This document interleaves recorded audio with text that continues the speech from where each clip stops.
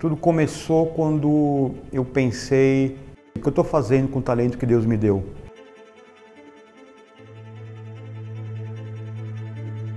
E aí eu fui ler a parábola dos talentos. Será também como um homem que, tendo de viajar, reuniu seus servos e lhes confiou os seus bens. A um deu 5 talentos, a outro 2 e a outro 1, segundo a capacidade de cada um. Depois partiu.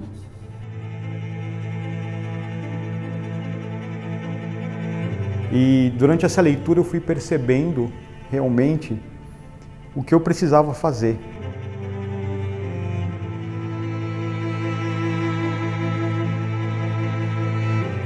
São 4 telas, cada tela conta uma parte da parábola. Na primeira parte, os servos recebem, cada um, de acordo com a sua capacidade, os seus talentos, né? E nós temos o servo mau, que recebe o talento da arte. Ele está recebendo os pincéis ali, né? Um outro está recebendo uma medalha de São Bento, é uma medalha grande, bonita, ficou até muito interessante na pintura, que faz referência à fé. E o terceiro está segurando uma lamparina, porque todos nós somos chamados a ser luz do mundo. Então ali é o dom da evangelização, o dom da palavra. Então, nesse primeiro quadro, os talentos são distribuídos.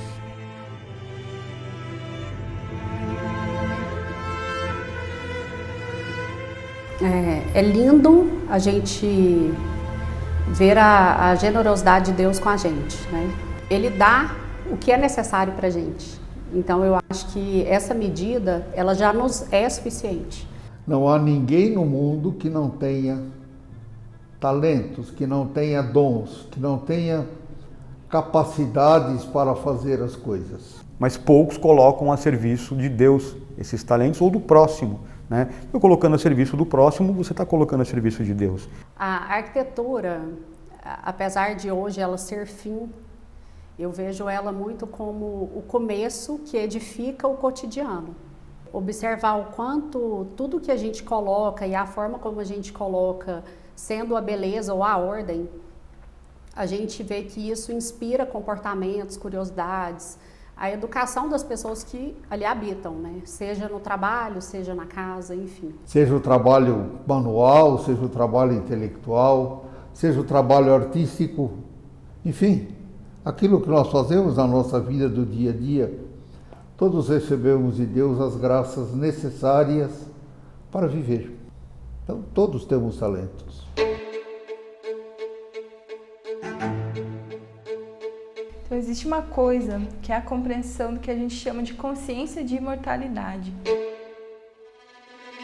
A compreensão da imortalidade, ela faz com que a pessoa conduza a vida dela de uma forma totalmente diferente do que uma pessoa que não tem a consciência dessa imortalidade, que é a vida eterna, que é a vida desde a concepção e que é a continuidade da vida na eternidade. Quando Cristo vier na sua glória, ou quando vier a cada um na hora da sua respectiva morte, todos darão contas daquilo que receberam. Quando a pessoa assume essa compreensão da consciência da imortalidade, toda a conduta de vida dela é outra, é distinta.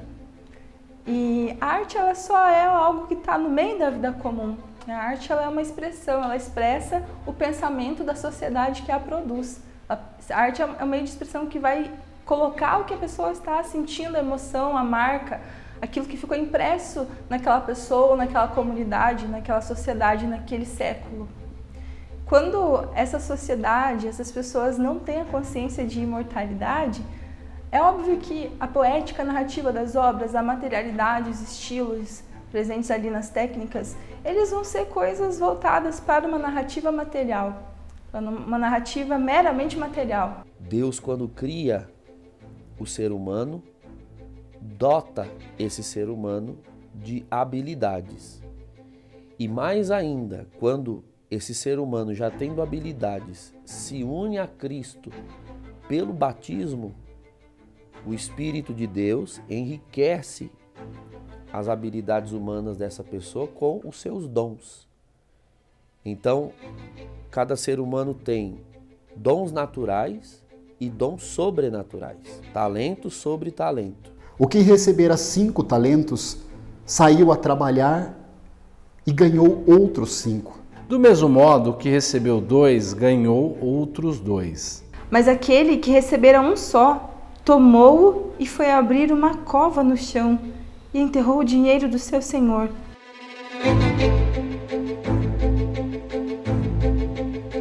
São Jerônimo, ele faz uma explicação belíssima sobre essa parábola dos talentos. A quem deu 5 talentos, ele atribuiu 5 sentidos.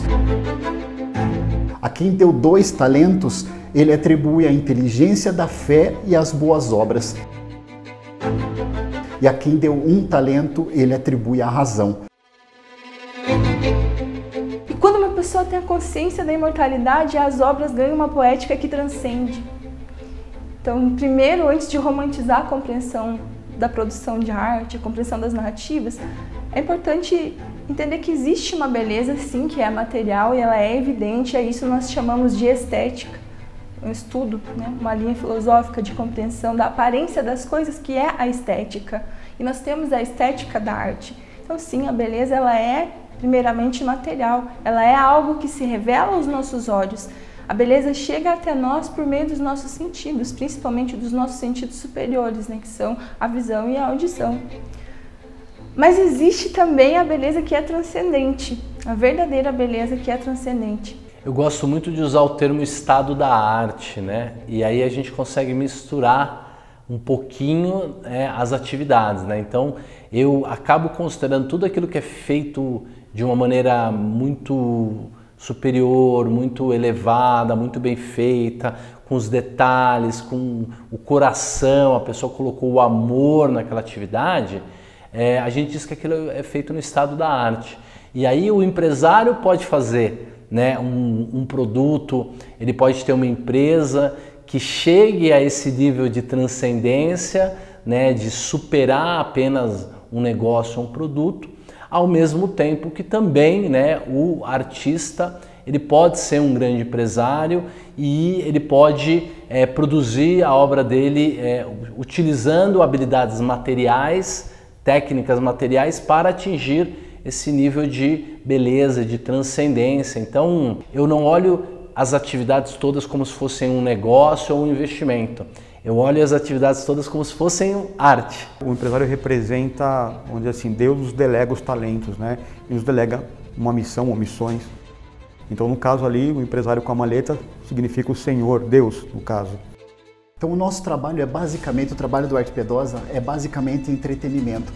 Mas nós colocamos no entretenimento Deus. E quando você coloca Deus como sentido, ele se torna o sentido, porque é para Deus que tudo que nós fazemos deve se converger, tudo que nós fazemos deve ser convertido a Deus, deve ser elevado a Deus, deve ser entregue a Deus. Então o nosso entretenimento não é entretenimento vazio, que leva a pessoa à dispersão, que leva a pessoa a uma perda de tempo. Não, o nosso entretenimento leva a pessoa à contemplação, leva a pessoa à reflexão, leva a pessoa a algo mais profundo.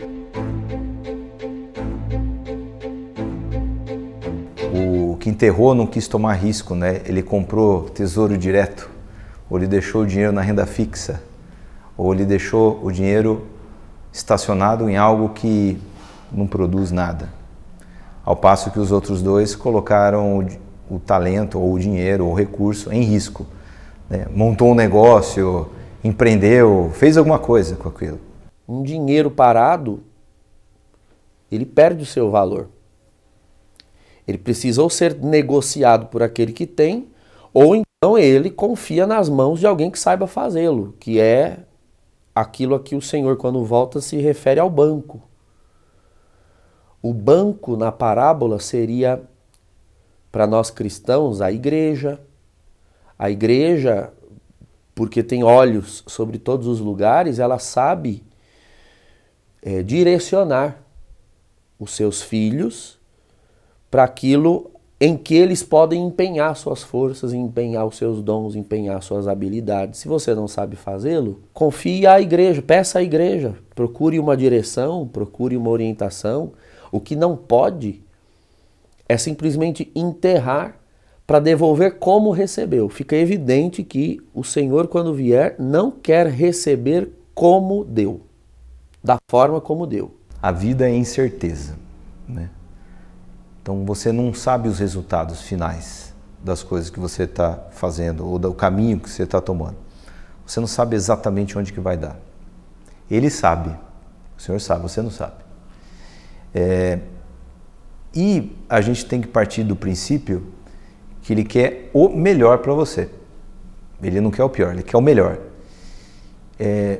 Só que existe uma pré-condição para que as coisas dê certo ou que aquilo que o próprio Deus imagina para você seja atingido. Você tem livre-arbítrio, Ele exige uma única coisa nossa, a entrega, a luta, né?